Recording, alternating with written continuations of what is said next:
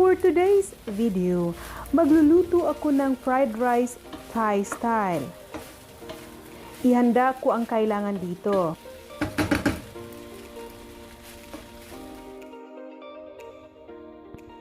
Maganda ako ng chicken breast. Ganon din ang green beans. Then next, ihanda ko ang coconut cream. Ganon din ang red curry paste.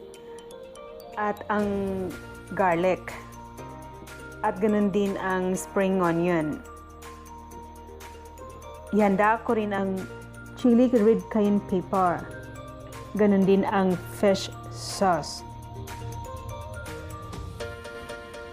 Ihanda ko rin ang rice, cooked rice. Maghanda rin ako ng 3 egg. At ngayon, ilagay ko na ang coconut cream dyan sa eggs. Tapos, i-mix together.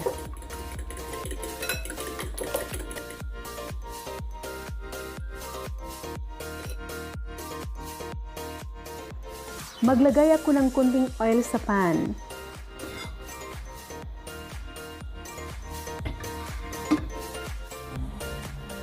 Dito ko lulutuin ang mixture ng egg at saka yung milk. Then, lutuin natin na para siyang omelette.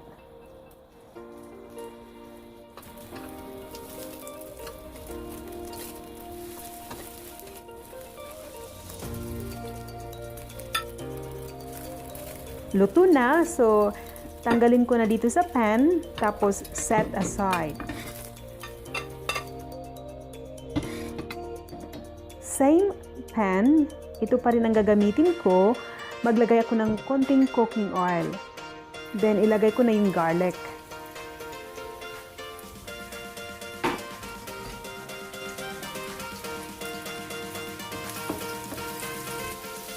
Then next, ilagay na natin dito ang chicken. Pwede ka rin gumamit ng pork or beef or prawns. Pero ang ginamit ko dito ay yung chicken boneless.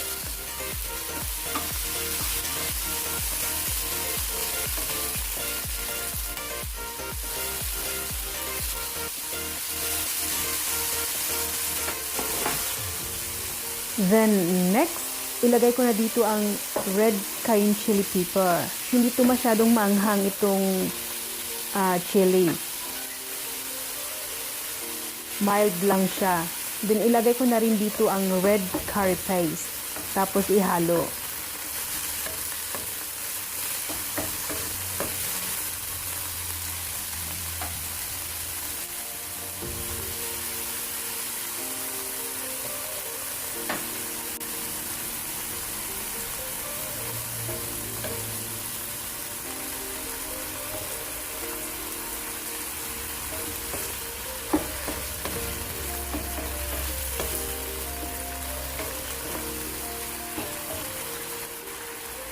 Then next, ilagay ko na dito ang beans. Madali lang itong maluto. Kaya maya-maya, ilagay na rin natin ang rice.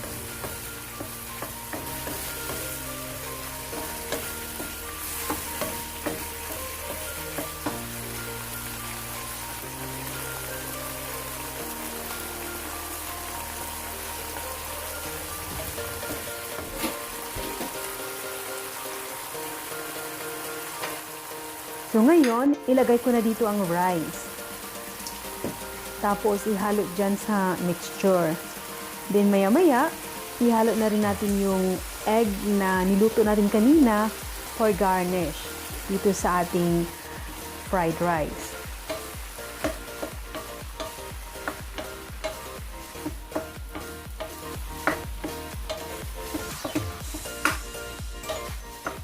All-in-one na ito. Hindi mo na kailangan ng ulam nang dahil nandito na lahat.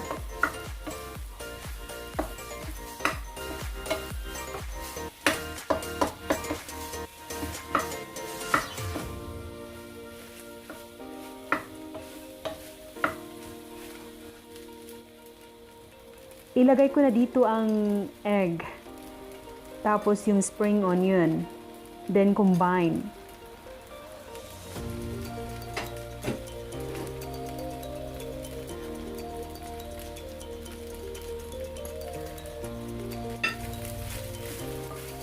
I hope you do like this video. If you do, please leave your comment below and subscribe our channel for more videos like this. Thanks for watching. Until next time. Enjoy. Have a nice day.